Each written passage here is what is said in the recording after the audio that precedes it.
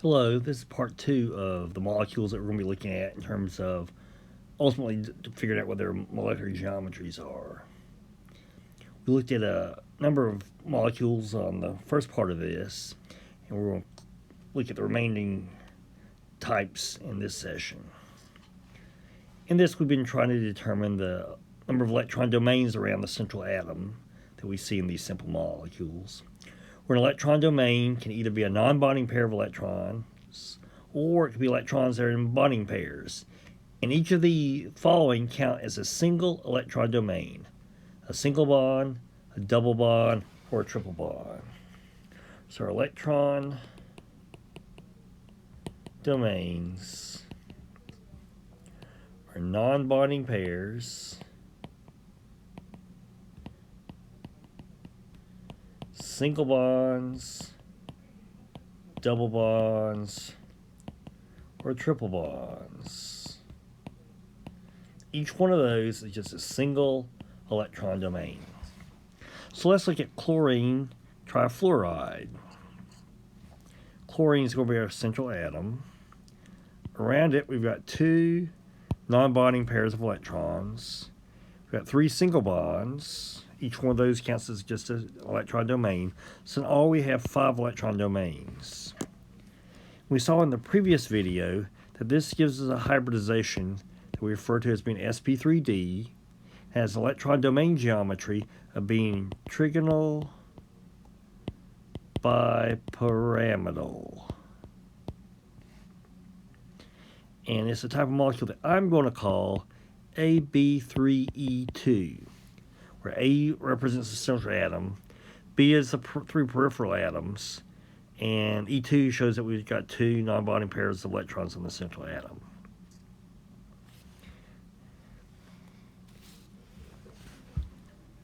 In the trigonal bipyramidal electron domain geometry,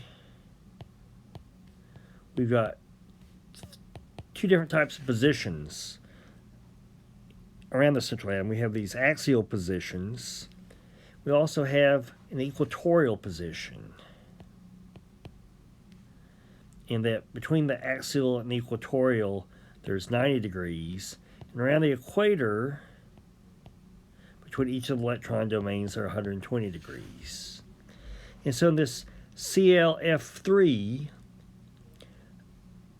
the way those non-bonding pairs of electrons arrange themselves are actually to be along the equatorial position.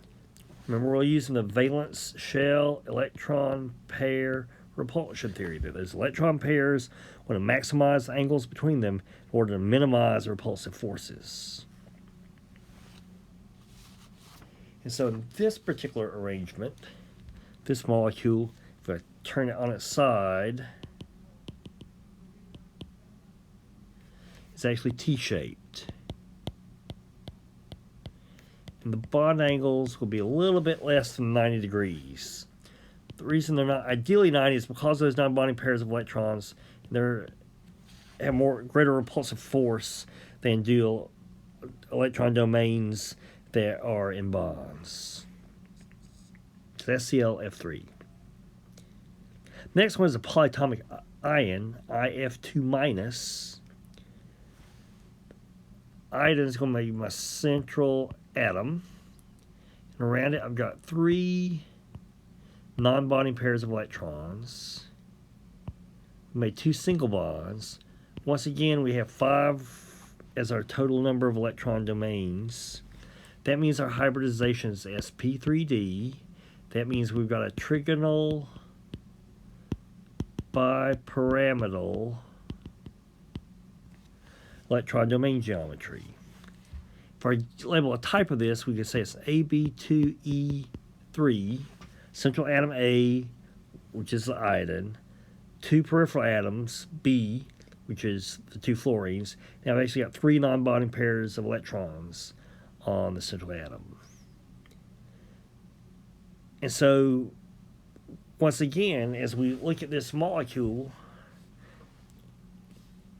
where that third non-bonding pair of electrons is going to go, if we go back to the diagram we looked at before, they're going to go on an equatorial position. And so this molecule is going to wind up being linear. The molecular geometry, we're only looking at the atoms. Yes, the non-bonding pairs influence what this molecular geometry is going to be, but we don't use that as part of our description. And so that bond angle is going to be 180 degrees. And this molecule winds up being nonpolar. I've been talking about that in the other ones. I forgot about this top one. It winds up being polar. We'll come back and talk about polar versus nonpolar a little bit later. But as you might be going through this video to review it for a final exam later on, I'm going ahead and do that notation now. Sulfur hexafluoride, SF6. The sulfur has no non-bonding electron domains. So it's made 6 bonds. It's got an excess of an octet around it. So it's got 6 electron domains in all. So we've got a new hybridization type. We've graduated from 5 to 6. This is going to be sp3d2. sp3d2. This is a type of molecule we call AB6. But the important thing is that it's sp3d2. And what this is going to give us is something that's called an octahedron, or it's an octahedral electron domain geometry. And that is, you could think of it as being 2 square pyramids placed base to base. And so there are actually 8 faces to this octahedron. Since there are no non-bonding pairs of electrons on that sulfur, the molecular geometry and electron domain geometry are the same, so it's also octahedral. The bond angles turn out to all be 90 degrees.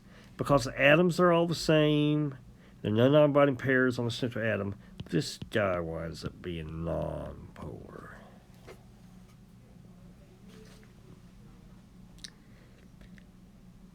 Bromine pentafluoride, BRF5.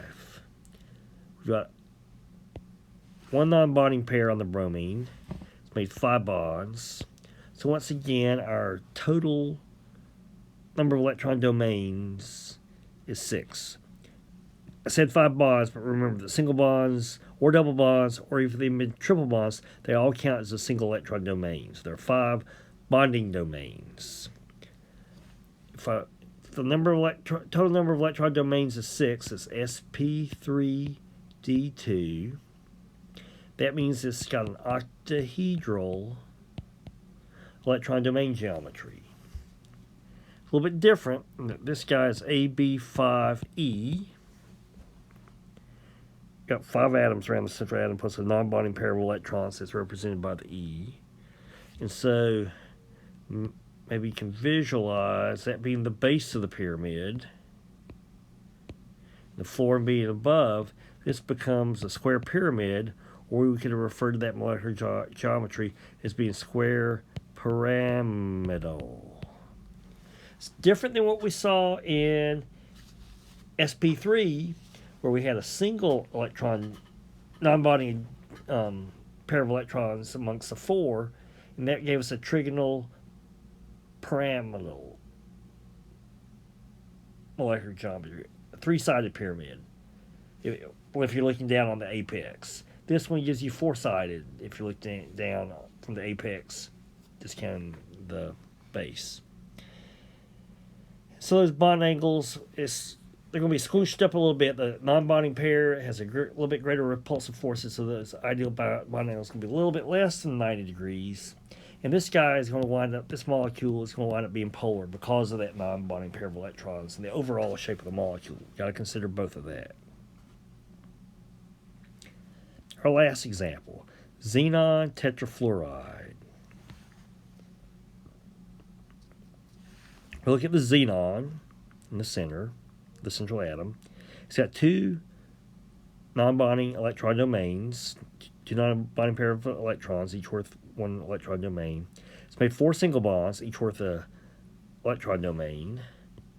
So once again, we've got a total of 6 electron domains around the central atom. That means we've got a hybridization of sp3d2, and it's an octahedral electron domain geometry. The electron domain geometry describes the arrangement of electrons around the central atom. Here we could call this AB4E2. A central atom A, 4 peripheral atoms we denote by B. It's got 2 non-bonding pairs of electrons. And so, the way this really looks, there's my xenon and the 4 fluorines.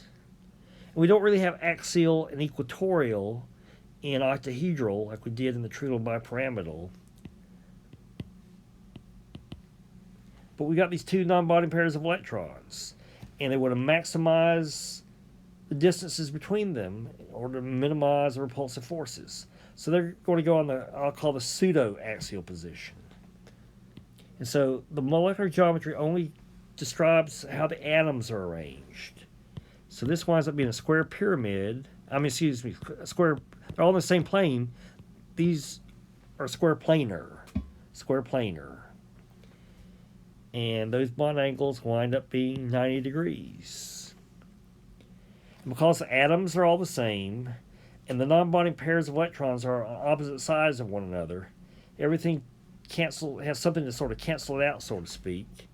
If we talked about the polarity of the molecule, it would be nonpolar.